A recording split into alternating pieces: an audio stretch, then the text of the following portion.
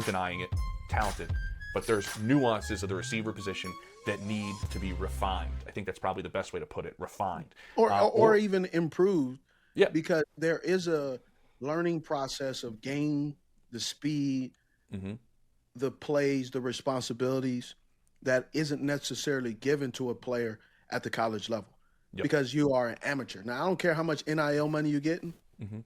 You are not doing football in college the way you do football in the NFL. In the NFL, you get up you're in at 7, and sometimes, depending on your situation, if you're a rookie, if you're a veteran, if you're injured, you're not leaving the facility till 7 p.m. Once Thanksgiving around November, December, man, there was many of nights I was leaving the facility and it was dark outside, and I was coming into the facility and it was still dark outside.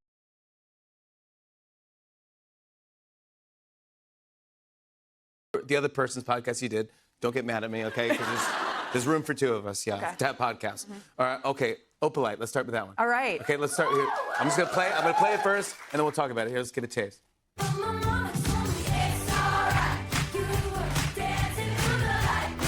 know the words already? Yeah, you can sing along, go ahead.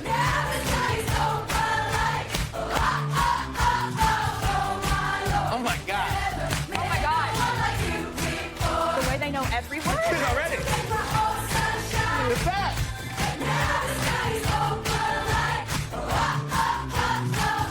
Oh my God. Come on, wow.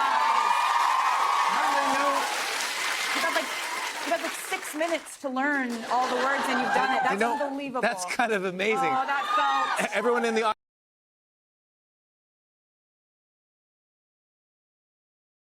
Injury. And the same means you had surgery, didn't do anything, couldn't do anything. Nothing the same. And they told me my foot has been dislocated for 18 years. So you do this every day? 2 or 3 times a day. I have to. 2 or 3 times a day? Yeah. It started hurting after a few hours. And I have to keep the blood circulating and get movement out of it. So, like, I can make it through like 3/4 of a game. Then after that, I'm on meds and everything. I'm limping. I got a little stroll at the beginning of the game. About a third quarter, I'm limping like crazy. So how long you got to live with this? Forever. You don't I think it's my new normal. I'm down to like 7 pills a day. Right. I was like 30-some pills a day. What? Yeah. The pain was that bad? Just I'm on blood thinners and Right. everything. Oh, yeah. You so I use get a blood little thinners for cut. the rest of your life. Oh, my God. I get Rest a little of your cut, life. it's over. You know, the first time I really let people really I know. openly see this. Let me ask you a question. What about that third toe? Did you think about it like, y'all going to straighten it out while you're there?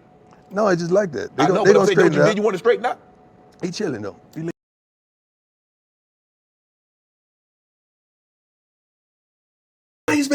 Took the world by storm with his State Farm commercials last year, who proved that he does have acting ability. That's it. You know who it is. It's the big man. Big Red. Andy Reid is in the building. Woo! Coach Reid is with us. I don't know how we got this to happen. I mean, Travis finally, how did it happen? Travis finally asked you? Yeah, no, he asked me. He kind of asked me. We were just having a fun rap on, Twitter. Or no, it wasn't Twitter. Right. It was on our... In text, texting. Yeah. And I just bit on it like a big dog. Maybe. But I'm in. I'm fully in. I'm going to need grease to get out of this seat, but I'm ready. I'm ready to go. Are you upset that it took so long for him to, like, were you waiting for us to ask you? No, I'd heard through the grapevine that you guys were a little nervous to ask. Not that that's a good thing. Do you have that effect on every player? Like, or is there something about us that you just want to make us listen, nervous? if you guys are nervous, yeah, I'd really be surprised.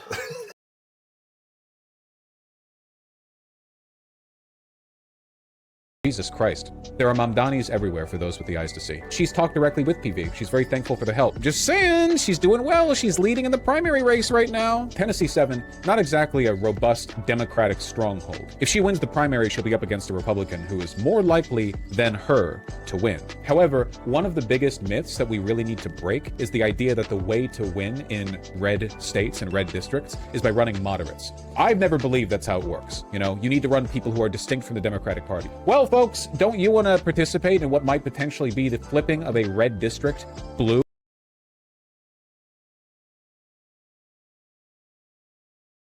directed at me. But if you knew anything about anything, you would know that I was one of the only Swifties with a platform that actually dared to support Taylor publicly, because I support women's rights and women's wrongs. And I've also stated multiple times that I don't really give a you-know-what about who she dates, because I'm here for her and her music. A man's actions could never impact my opinion of Taylor Swift. Her ex-boyfriends are immediate flops to me one way or another, and her current boyfriends, I just let them rock until they become exes.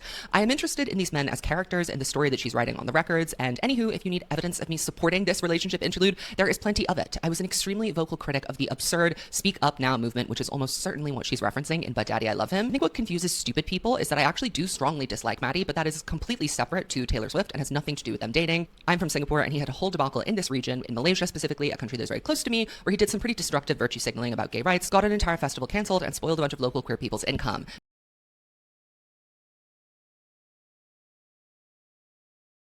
Your man, Steve Harvey. We got a good one for you tonight. This is gonna be a humdinger. It's my wife, Marjorie, and the Harvey Boys team. Come on. And it's playing against my mother-in-law. I call her Mama. Mommy on the Harvey Girls team. Let's get it on. Let's play, everybody. Let's play. Give me Marjorie. Give me Boys.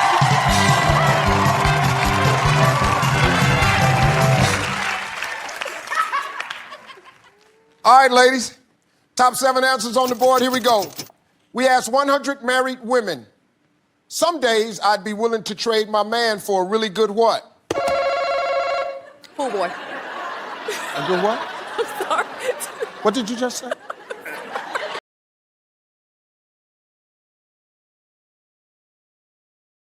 And I do think a lot of times it's because of the perception of you being a wild card or crazy or uncontrollable, whatever it is. But your play says Pro Bowl caliber, all pro caliber play. Why aren't you, after winning a championship, 2 times in Philadelphia, bro, 6 picks each of those years, why are you now a Houston Texan and not a Philadelphia Eagle? Scared of a competitor. You said they're scared of a competitor? Yeah, simple as that. What you mean? You can't program a dog. Certain dogs, you can't say be a dog and then it's time to go out there. Hey, we need you. Let's look at the Washington Commanders game. I got kicked out. I was nowhere near to play. Nowhere near to play. Everybody was fed up with me. And I'm like, if you go back to that play, I celebrated with Reed Blankenship.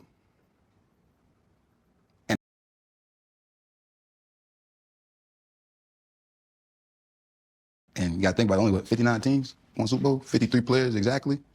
I want to be one of them. I was one of them. And that's why I had to calm down. Kick back. Even the whole week, I didn't leave the room. You know, you sound like an incredibly sane person. When you have a helmet on and Javon Mims swings on you or Ray McCloud gets upset with you, the perception is, right, or the thought is, CJ had to do something to them people to make those people punch him or to get him or to get them in that space. I knew you, like I said, I met you in college, right? Mm-hmm. I knew you were intelligent, right?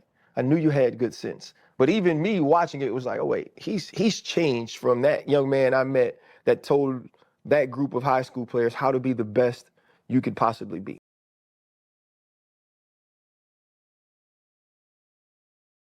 Baby, you are not light-skinned. I just came back from Jamaica. I'm a little tan. He's not light-skinned? Well, you want to be light-skinned? Why do y'all hate on us so bad? This man came on the show and attempted to be light-skinned.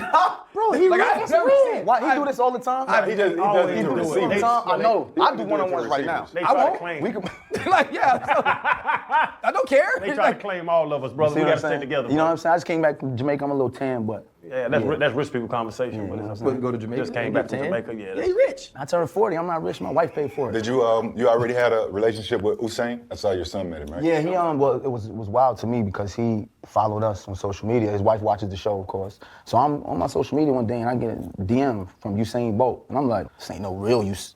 Oh shit, it's Usain Bolt. Then we just started chopping it up, right. And then from there, my wife is Jamaican, so it became a thing.